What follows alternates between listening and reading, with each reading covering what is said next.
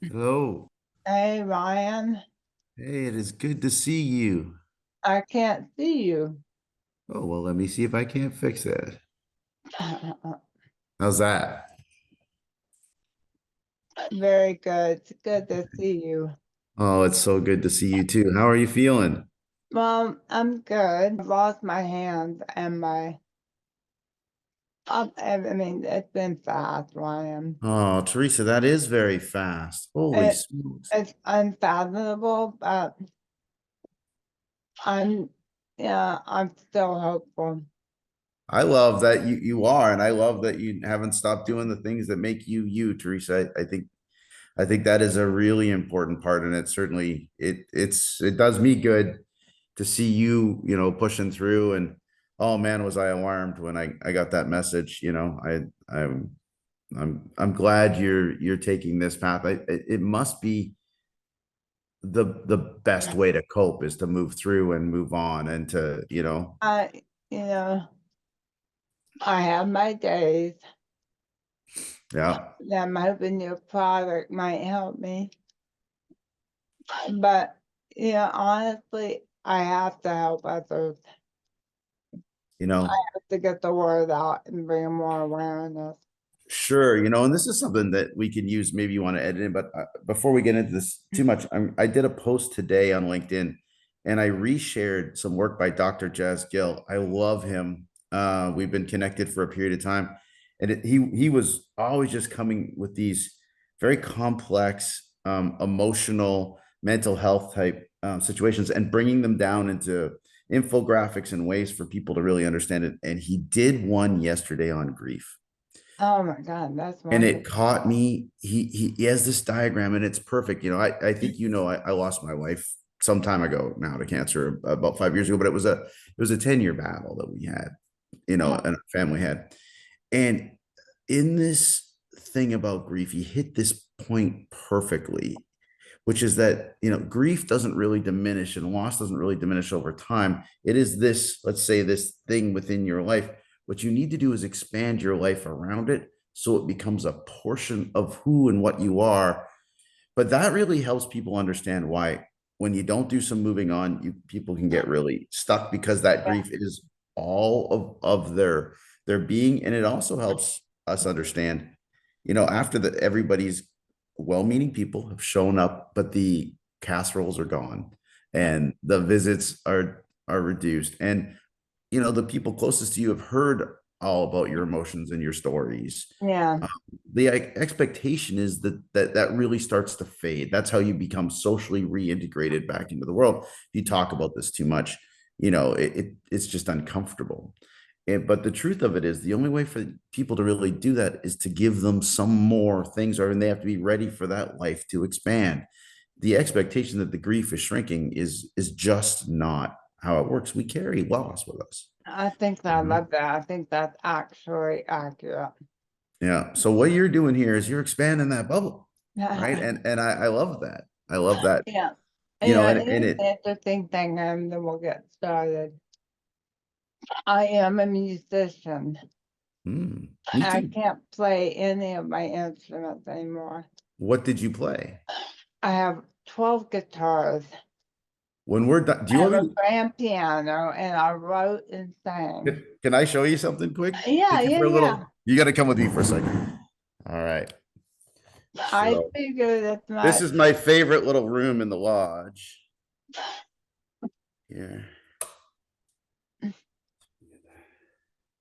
Oh my God. You see all those guys? Oh, that is So awesome. 74 Les Oh, I Paul, love it.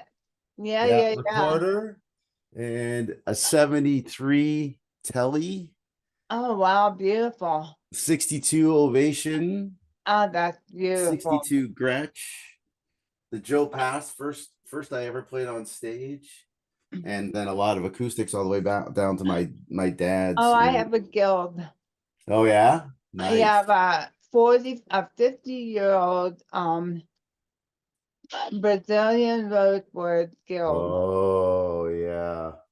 And I have a Gretsch, a white, uh, beautiful Gretsch guitar. So great.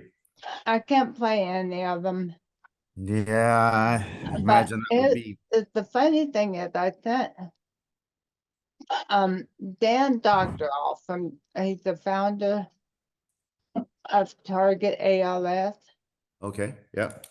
He has ALS, Okay. and he and I have gotten very close. He's in New York.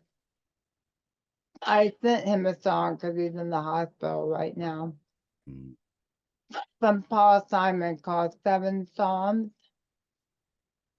It's a beautiful song. He sent me a note right back saying Paul Simon lives on the floor above him. Really? Yeah, I like that. I'm laughing. Mm, So it brings joy in different ways, you know? yeah. Oh, for sure. I mean, absolutely. There's listening. I mean, as a musician, what I find I can do is I can listen for things in the song that I don't think you would know about if you hadn't taken the time, I agree. to Yeah, get to know it. yeah. But I know your time is short today, so Well, I did get a little extra bumped on the end, so I don't have to leave okay. right at noon. So Well, let me start by saying I'm thrilled to have you again. I'm very Ryan happy. Douglas, our third discussion together. Yeah. And what you're doing for mental health is astounding. Thank And you. if you don't mind, because I am ALS and I do have to take in air, Mhm. and it's hard for me to breathe, I'll let you do a reintroduction of yourself. Okay. Thank you. I mean, it's great to be back with you. Every time we do this, I love it. Um, so my name is Ryan Douglas. I am a medical device professional. Got my start though all the way back in media. So started working in software and with macro media flash early on. Was part of a group that figured out how to vectorize the audio. So the visuals had been compacted so you could watch visual changes very quickly on the screen back in the time when we had low bandwidth. So Flash was the beginning really of animation on the web, but the audio just streamed in. We figured out how to time it with the visuals, and that's really where animations could occur. If you couldn't time the audio and the visual, you really couldn't hit the feel. So had that time in media, then moved on. I ended up pretty involved with robotics, big data, and then robotics for the military. But it finally progressed to this idea of when I looked at the things I did, health, wellness, and safety was what resonated with me. I wanted to do things that help people. So was part of putting together a company called Next Turn. There was about 20 of us that really made that go, and we commercialized a lot of medical devices over 17 years. Um, including some in the mental health space, everything from light therapy to some neural stimulation and management for pain and various things like that. All of which, of course, were tied very much back to people's mental health state. And then retired from that in 2020 and really took a little bit of a breather, but not very long after that. We were headed into the pandemic and could see a lot was going on. And from the mental health perspective, I felt like there was still a lot more to do. And I think generally, as someone who's made a lot of medical devices or a lot of therapies or treatments or design therapies and treatments, I felt like we always had an adherence problem as well. We were having a hard time getting people to do the things. We know many things that are good for us. But even if it's kind of like when you see the doctor at the cancer clinic smoking outside the doors, we just aren't really well wired to take good longitudinal care of ourselves. But I had some friends that were in the video game space, and at the beginning of the pandemic, they released a game. It outsold Taylor Swift 10 to 1. Like this game just went crazy. It went out the same week that Taylor Swift had an album go out. And but the big feedback coming in was about how it was impacting people's mental health. And this was right around that time, 2019, 2020. The World Health Organization, pushes towards this idea that maybe video games are themselves a source of pathology, not just a Yeah. symptom, Yeah. but a source. The American Psychological Association pushed back against that, and so did many others. And in the United States, that wasn't really adopted, or the DSM-5, the manual that's used to determine, what is a diagnosable mental health condition, did not adopt it. But there was this back and forth, this push and pull, and we'd seen so many years of information that games were so bad for you that we dug in deep. We had to understand the difference, because what we were looking at in a video game, what had hit me about this was the accessibility to care. But Everything we had built, you couldn't just download it onto your phone and do it. You had to get prescriptions, and you had to, which meant you had to have a doctor, and you had to have health care. And if you're in the United States, that was a considerable challenge. And you had to be able to afford all of these things. But these games, I mean, they were just available. They were fairly readily available. Clearly, you have to still have a device. This is not going to solve for everybody. There's still thresholds of financial need, but it changes the accessibility curve so much that we dug in. well, I think you bring up a really good point right there. The whole accessibility, not just mental health. No, it's not just mental health. I mean, Yeah, no, across the board, affordability of care, accessibility of care, and compliance. These are the three major, if you will, circles in the Venn diagram that allow us to bring accessibility of care, allow us to bring care to people on the greatest level, and to get adoption of that care. And in the States, affordability and accessibility are complicated dance, because it's may be affordable to you if it is cleared by insurance, but it still may, right. may not be accessible to you if you can't get to a doctor that knows about it and brings it into you. And then if you get it and you bring it, where I've really done a lot of my work, which is the home-based environment outside of the surgical robotic Yeah. tools, stuff like that. We did a lot of getting medicine into the home with light therapy treatments, compression therapy treatments, all these sorts of things. Um, you know, Compliance becomes a really big part of what you need. You need people to do it. Yeah. Yeah. And we have the best intentions, but we're just not neurologically wired, from what I can see, to longitudinally take care of ourselves. Yeah. In the short term, if something happens right in the moment, you have a reaction, a fight or flight mechanism, a choice to be made of, am I going to fight my way through this? Am I going to, am I going to run in the other direction of it?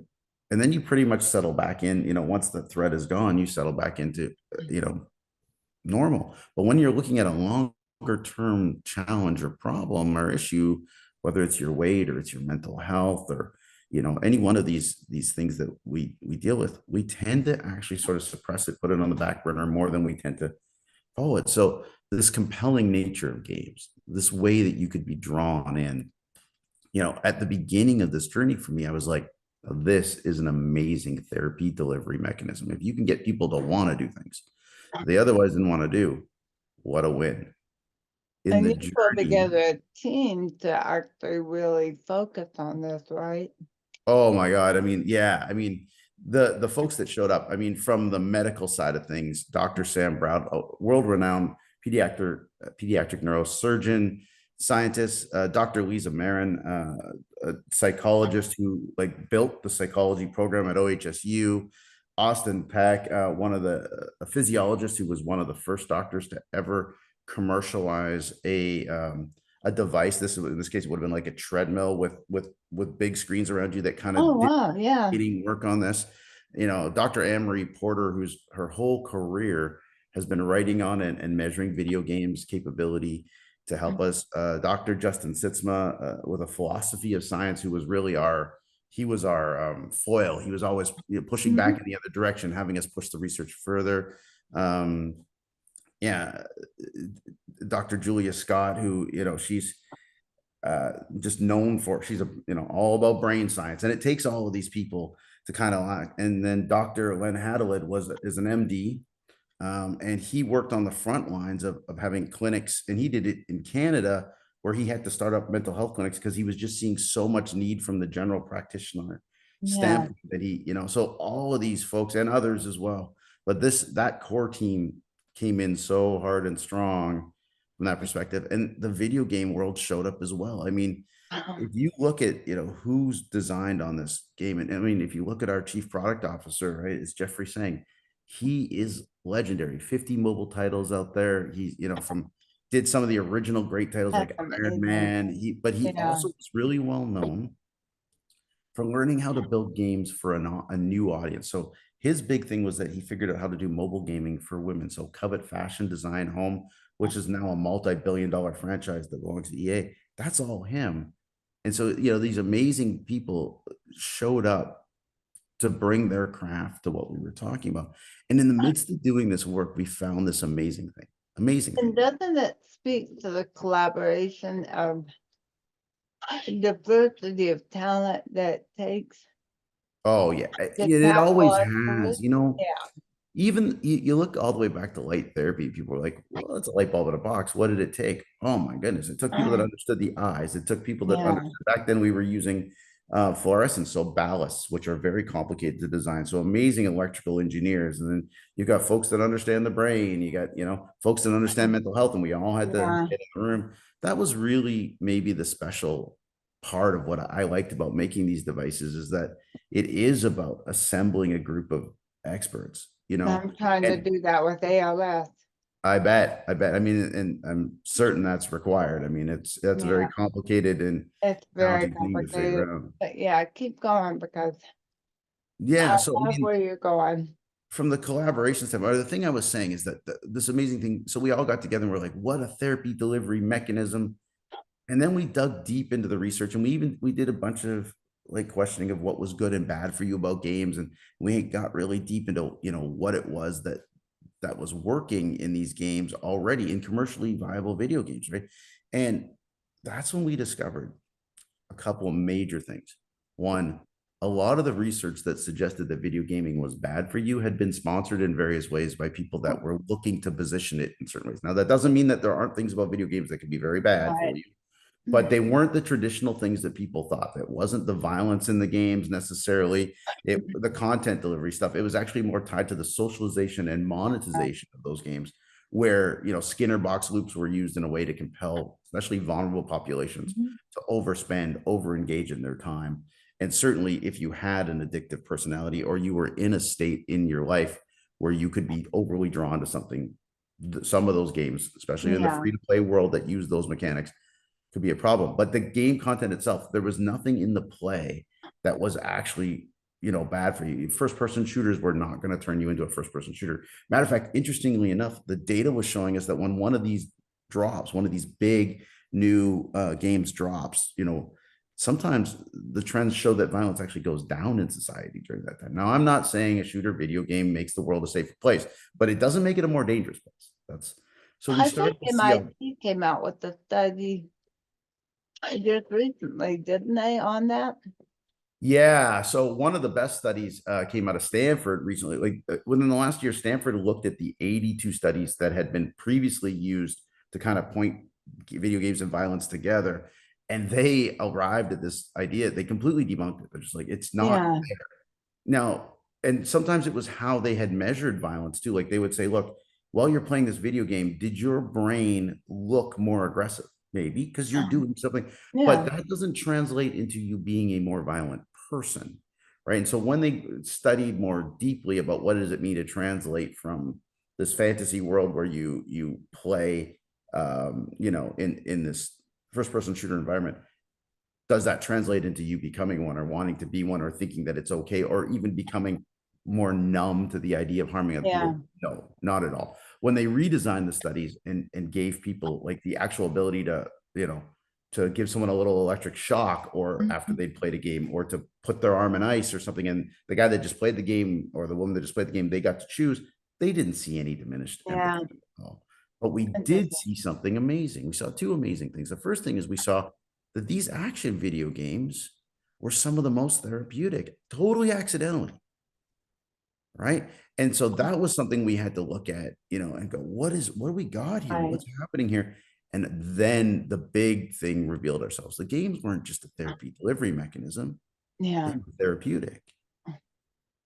And so it turned out that these game designers that have been working on this for the last 50 years were some of the best behavioral scientists, observational behavioral scientists we had. They had figured us out That's in ways awesome. as doctors and as therapy designers and device designers and stuff and pharmaceutical Yeah. folks, we maybe didn't understand because we weren't good at compelling you and they really were. And so that's where it started to converge with the learning sciences silo as well, and we started to understand that when you're playing these games, you look like you can accelerate the adoption of new ideas, Yeah. right? So this becomes a hack for many of the things that we have to do for ourselves that are good for ourselves are hard. People say Yeah. it's easy. It's like, hey, just meditate. I've been formally trained to meditate by some of the best. It's not easy. My brain won't shut down, right? Just breathe through these things. Learn to get, if that was easy, you wouldn't see, Tibetan monks sitting on mountaintops for 25 years trying to figure this out, right? Like this is, you know, or, just suppress this emotion or just think different about this. None of these are justs. They're very hard.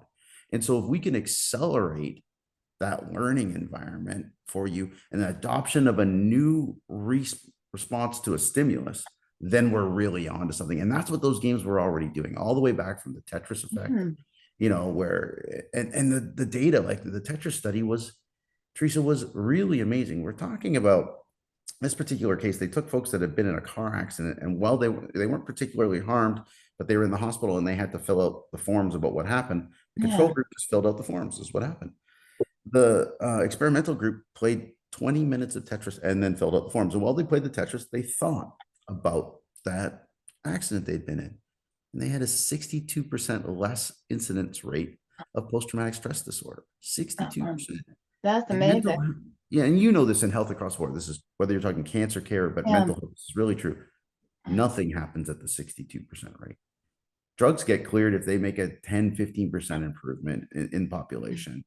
Devices do as well. If we can get, talk therapies working maybe the 15 to 30% range on Yeah. average. It's not to say that you don't have some folks that can take that to a real high form of art, but when you talk about the generalized delivery of cognitive behavioral therapy, 15 to 30% success rates.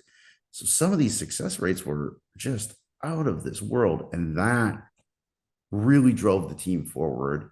Mhm. And this idea of, you talk about collaboration. We had to redefine how we work together, what we did. We knew how to make medical devices. We had certain words for it, processes for Yeah. managing it, the FDA and the agencies that we had to deal with, ways of doing it. Video games developed really kind of on the back of the entertainment industry, and they look a lot more, I think I figured out by being there long enough, looks a lot like, sort of uses the terminology of making a movie, right? And so, I mean, we had different words for what a project manager even means, and Yeah. folks Yeah. were calling them line producers. Like, we need a line producer. Well, we need a project manager. They're like, well, how many projects do you have? I'm like, no, the whole thing is a project. We didn't Right. even have the same words. We didn't have the same cultural sort of start points, functional points. So the building of this team was the greatest evolution of DeepWell, really. Like So you've innovated on your internal to absolutely, innovate and on the product. did it from a cultural perspective. Really worked first at the belief level. We didn't know exactly what we were going to do, what we were going to be, or what we were going to make until we knew who we were, because it wasn't about one person driving a vision. It was about this collective of folks taking their individual passions Yeah. and driving them towards a purpose. So we had to do that work while we were doing some of the underlying work of, defining how these games could reach us, what they could potentially do. Were Yeah. we willing to take the research for what we'd seen and push forward with the promotion of something very, very different for mental health? And and that in itself is scary. I remember Yeah. when Dr. Norman Rosenthal and I worked on white therapy together.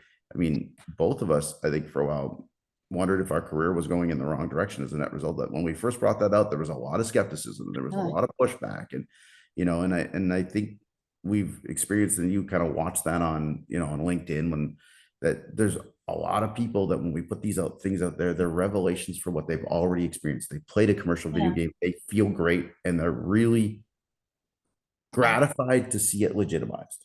Yeah. But then there's a whole other side of folks that just, there's big blowback, everything from really legitimate parent fear, where, I mean, as a Yeah. parent myself, trying to keep the world of the internet and social media and everything in some sort of scope and control. It's like, you thought the one thing, just saying no to Call of Duty turned out to Yeah. maybe, not do that. Or some parents can't even really identify the difference between a Call of Duty and a roadblocks and Minecraft, and so there's fear out there, and understandable, but the blowback to change is big, And right? and you guys have doubled down We on did, on product. yeah, on Working on so I'm getting very something new proud to out say there. that, sorry. working on getting a product out there, right? Yeah, so I'm very proud to say that on June 13th, on the Meta platform, we will launch the first ever action shooter video game for mental health. Meta has been an Amazing. amazing I think that's amazing. Meta has been an amazing partner on this. Like, this is the first thing that's ever gone into the Meta game store, Yeah. which is an approval process. You don't just upload it like mobile. This is a back and forth.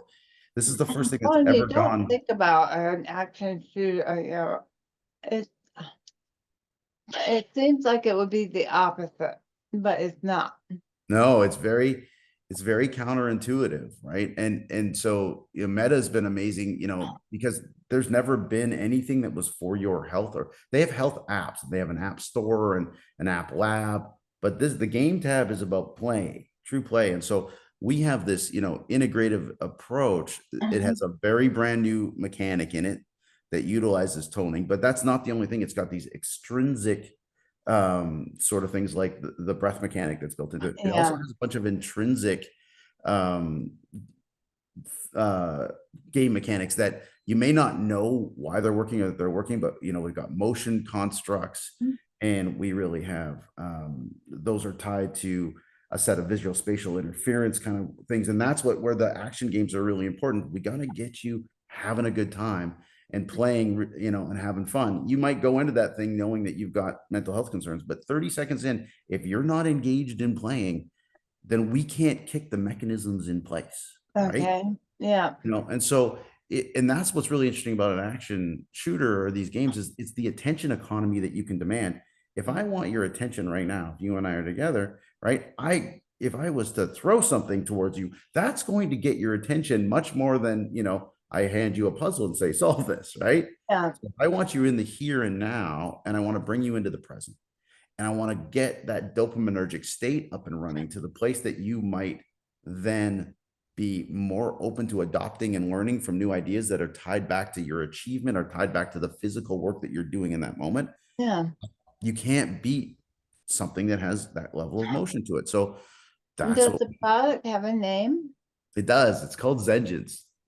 What's it called? Zengence. So it's this Okay. idea of, you know, bringing your Zen together Yeah. with your intelligence and even really with your vengeance in some way. And it's got these very clever intrinsic things as well. Like, for instance, Great I mean, the name. game design just which I have very little to do with, but it just blows my mind to access the bad guys in this world, which you're really actually freeing more with your magic than you are taking out. You have to call them into being. You use your magic to get them to come towards you, and that's like an invitation to take a look at, you know, the challenges in your world. And it's built in a That way, it's got also this be um uh, maybe how we look at our multiple personalities.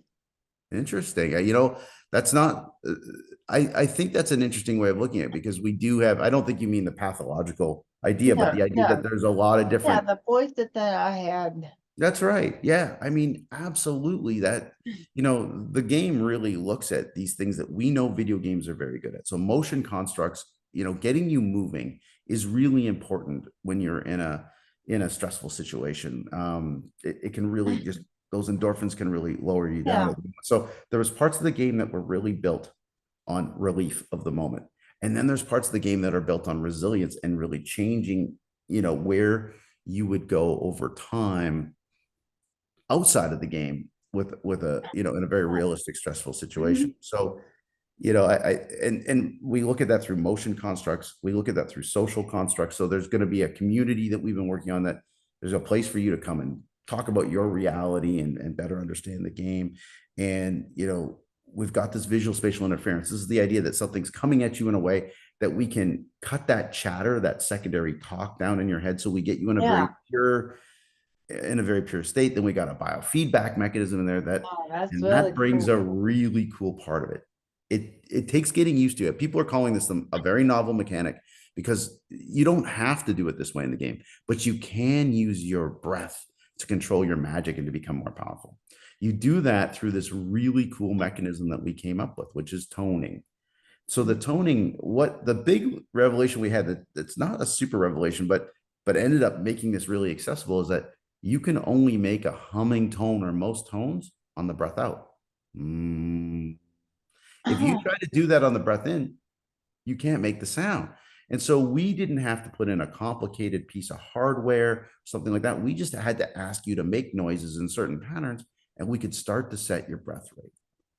That triggers this amazing thing that's being called intrinsic haptics. So what happens is, if you think of this storyline of this game, you're a mage and you're in this dark realm and you're trying to free your realm from these mages that are coming out as well to attack you. These dark mages are attacking you. As a mage, you have these powers. But if you think realistically, if you actually were a mage, would you not need to channel deep inside of yourself? And that's what you Absolutely. start to feel as you make these sounds, but you're dodging and you're weaving and you're doing these things at the same time. You can intrinsically feel the work that it takes to draw power from you. And I've never had a more immersive experience. It takes some getting used to, but it also then made me feel much, much more like, wow, this is really happening. I really am controlling this world. And that hits on another really important part of games. Simulation has been shown to be a very powerful way for us to deal with reality. So the more real something feels, the more your brain is likely to adopt that behavior as a newer behavior. And Yeah. so that, as again, you don't have to do it that way. You can just do the motion constructs and the other things that are in the game, and it's going to work for you. You're going to feel the relief. But if you draw onto the breath mechanic over time, you become much more powerful in the game. And you also have a much higher likelihood of that same mechanism action being triggered outside of the game. And there's nothing wrong with when you take a piece of stress stimuli, if the next thing you feel like doing is a deep breath in and Yeah. humming or low tone. I mean, that is vagal nerve stimulation. And we know that's exactly where we want to get you in moments of stress. And if you do that from an intrinsic motivational point, Mhm. precognition, now you've learned it in a very different way. It's not like a talk therapy where a therapist has said to you, hey, the next time you feel X, you should think Y. So then I feel X, then I feel probably my initial emotion. Then I remember that the therapist said, oh, I should really be here. And I try to build a new construct around the therapeutic Right. situation. An intrinsic precognitive response to stimuli is the stimuli comes in and you just do it. And this was built of, if you don't mind, I'll explain kind of the backstory. I might have Yeah, explained it no, before, but fun. we studied so many things on biofeedback, but this one anecdotal story was almost more powerful for the med advisory team than a lot of the studies that we looked at, which, we did a massive meta study, over 800 breathing studies alone were hyper analyzed to figure out how to put this all together. But this one story was a Marine, and I believe he was in Iraq or Iran, but it was around the 2008 timeframe, and he was leading his troop, and he made a couple of mistakes. First of all, he had the radio, and the leader's not supposed to have the radio, and he was in the front of the whole group, and apparently they're not supposed to be in front of the whole group with the radio. Be that as it may, he was attacked and either stepped on a landmine, but he lost his leg. It was blown off, and in that moment, he was also flooded with this idea. He's done it all wrong. And he could see that his troops were about to get into trouble. So he started to take these deep breaths. He calmed himself down. He tourniqueted his leg. He called it in on the radio, and then he passed out. When he woke up, everybody else was safe. And he was alive. Of course, he lost his leg, but he's alive. And for Wow. years, people use that story to prove the power of vagal nerve stimulation. We don't really need to talk about the power of vagal nerve stimulation any longer. We're very Yeah. aware. There's a lot of mysteries to how it all works and exactly what's going on, but deep breaths are shown over and over again to be a very calming Yeah. mechanism. What I love that our team asked this question: how did he choose to make that breath, that choice to Decision. start breathing in a high panic situation? And the truth Yeah. was, he's a Marine. He's been conditioned. He's done the hard work. They've shot live fire over this man, and he's been trained in all. Well, we can't do that to everybody. But in simulation, we can put you in a place where we drive your stress level up while you're having a good time. And we've got you with this visual spatial interference. So you have not a lot of self talk. And we can promote a learning environment where you learn that breath is Absolutely. a treatment mechanism. Yeah. So that is what's been compartmentalized here. I never made this connection until now. Oh, okay. We work with the Army on virtual reality and that training scenario Mhm. Oh, for interesting. resilience. Yeah, But yeah. think about absolutely mental health. Yeah. So, I mean, that's exactly. I mean, and so that's where, and here's where I think Jeffrey's saying is absolutely amazing. So he looks at this whole thing, and as a pro who's done so many new game mechanics, he says, this is so new. I don't exactly know how people are going to respond to it. So he shadow launches the game. It's actually floating out there already now. He's got 500 people in there playing it, and he's not kind of tweaking it. He is actively changing a live game, getting ready for what'll be the bigger release based on the Yeah, feedback that is coming in at the moment, because this is such a new mechanic, and it's really, really interesting. I mean, this is not something you get to do typically in a medical device environment. You have to do all your clinicals, you have to do all your yeah. studies. But this first one going out as a wellness device for stress gives us all this flexibility while we work on the back end with the agency for, Okay. greater Yeah, implications for uses down the road, and this to have the bravery of this guy. Because I yeah, mean, when you make video games, your titles, it's again a lot like making movies, your titles and your releases, they are tied to your, how you're perceived and what job you're going to be asked to do next and all these kind of things. and who are these best suited for? This Like, are there people that shouldn't participate? I mean, if you've got deep respiratory concerns, this is, I mean, it's an active game. You're moving and stuff like that. So a deep Yeah, respiratory concern is going to be somebody that this wouldn't be for. I yeah, mean, you can play if you're asthmatic, you could play without the breath mechanic, and it's got all of those other great game mechanics in it that are gonna yeah, run endorphins through you. You're gonna feel good. You're gonna see stress relief. You may not see the same level of resilience as if you were to pull in the biofeedback mechanism over time. But and folks that if you've dealt with those sort of things that just don't allow you to exercise a lot, this is probably not your place.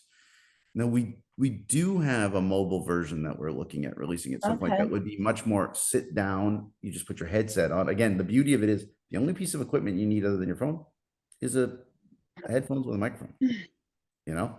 And so, and there is within the game as well something called the Zen Garden. And the Zen Garden doesn't have all the action constructs. uh-huh. It's a place to just go and kind of chill down a little bit. So people could use that portion as well. Yeah. But there Well, is how did they definitely, get this game? so unfortunately, you have to have a Quest or Quest 2. So you have to, Okay, and that was a tough choice for us. We really wanted to be out in the mobile world where everybody has a phone, but honestly, we needed to start in a place where where we could drive the most immersive content we possibly could to do the learning we needed to do. yeah, We also needed an environment where we could do tweaking and stuff like that. Mobile's not a place to play around. It's a very right, expensive right, world to be in. It takes a lot of advertising and promotion. So starting in a smaller world and with a super supportive group, that we had with Meta as well. I mean, Meta also had to nod to letting this thing into their right, world, and they've been very careful about their content. They're trying to curate the right content in the right place. So all of those reasons led to us starting yeah, in VR. Also, we wanted to start our platform there, and I mean, the agency work that we were doing behind some of the mechanics that are in this game and other games that we're trying to submit and get the FDA to approve a software development kit, which would oh, allow yeah, that'd be any game great. developers to make games like this. So we're not just like trying to make a thing; we're trying to make an ecosystem where people can do this because it's going to take a lot of games. Yeah, I mean, you're going to need to stay actively engaged. So this one will take you somewhere, but maybe after a while, you're like, I don't want to do that anymore. We have to have another option, another option. So, that also allowed us to work on the software development kit in a very, closed environment early on, which was important for testing and those sorts of things. And it looks like VR is going to be the first reimbursable gaming platform as well. They're very close to they got yeah. a reimbursement code now, so that's, I mean, huge to accessibility as well. But Do people go to your website to sign up or do they? yeah, I mean, if you have a Quest, it's right there in the game tab. called Zengence. There's no other word like Zengence. You'll find it very quickly. Remind them of Uh, your website. yeah, it's DeepWell DTx.com. So that's another place And we'll you put can these find. on the intro as well. Yeah. And I mean, I'm very findable on LinkedIn. I put one post out every day to share how all this works, share all the data. We've open sourced all of this. So we're just now, all those Right. posts, Teresa, are being organized into a website. And we're realizing that I've put out between 500 to 600 different articles. So there's, I mean, as it came up to us, like during the development process, if I was deeply into the biofeedback mechanism of vagal nerve stimulation, I was talking about that. If I was, deeply into the visual spatial interference, I was pointing back to those. If I was deeply into the violence portion of the situation, I was pointing to those articles. So there's a whole, it's probably a textbook's worth of, you know, Yeah. but it all has crib notes. Everything we've posted, I give a nice short summary if you don't want to read 35 Yeah. I pages of think something. any research you can provide, we'll provide the links to it. Yeah, once that's up, I'll get that. That'd be It's quite great. of a, turns out getting stuff off of LinkedIn and like your old content is not very easy. So they're kind of scraping it all back through so we can build Yeah. this. But Yeah. we'll have it out there as a developer's resource, as a also as a clinician's resource to better understand this thing that I believe will end up being called immersive medicine. This Yeah.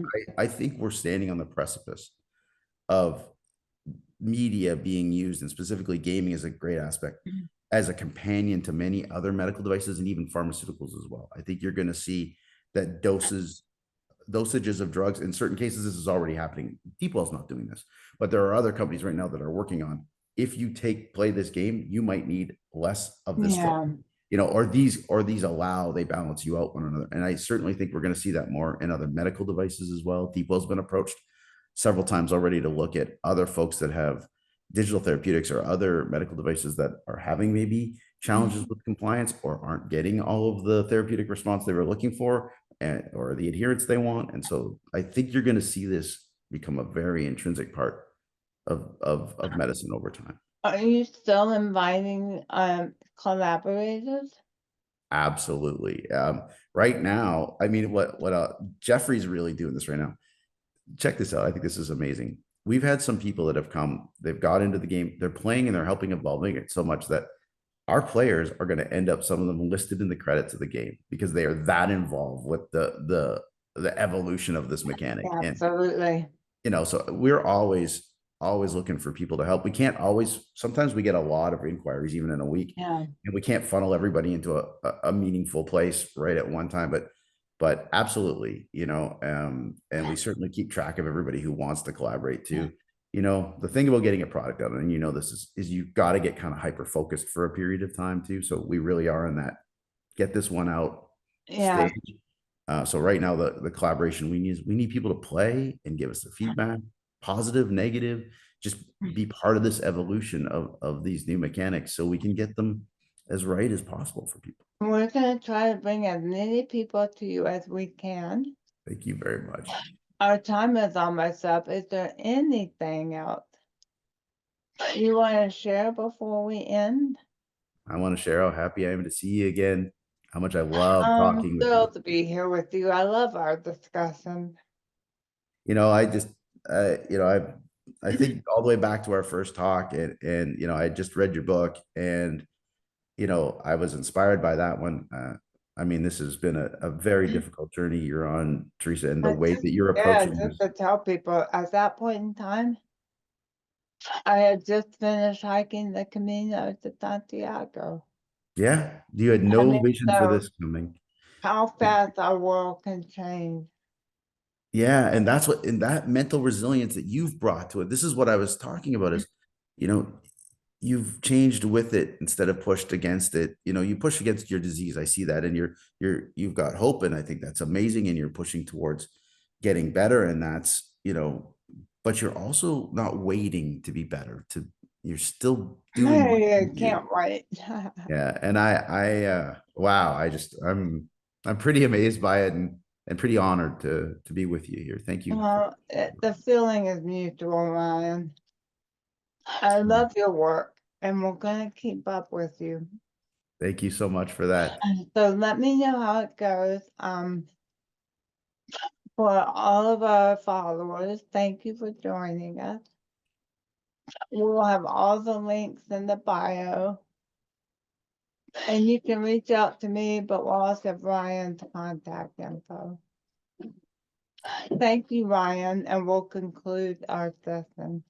Thank you very much. And I want to end by thanking everybody that's contributed to DeepWell. There's been, I mean, it's an amazing amount of people that have shown up, the vast majority of which have volunteered their time and energy to put this whole thing together.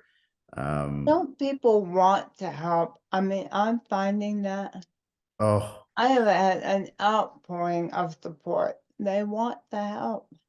if yeah, if we would have had to pay for all the expertise that we have, It's we couldn't have pulled this off the way we have. I mean, we've raised small money. I mean, it's not a big market yet. I believe it's going to be an amazingly huge market. yeah. But folks, they have felt this, whether it's the connection to mental health, the connection to gaming, the connection to accessibility to care.